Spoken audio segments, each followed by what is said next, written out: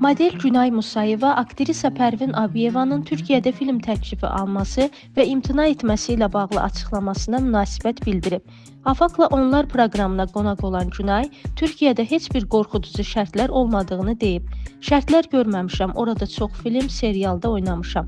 Hansı şərtlər? Bütün sahədə müqavilə imzalayırıq, burada şərtlər olur.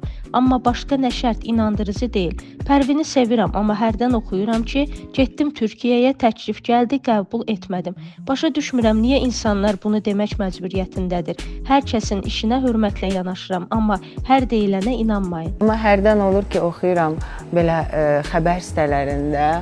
Getdim Türkiyəyə, belə təklif gəldi, qəbul eləmədim. Yəni, bilmirəm çox. Nədən insanlar bunu söyləmək zorunda hiss eləyir? Onu bilmirəm. Yəni ki, sayğı duyuram hər kəsin işinə, amma siz də hər deyilənə inanmayın.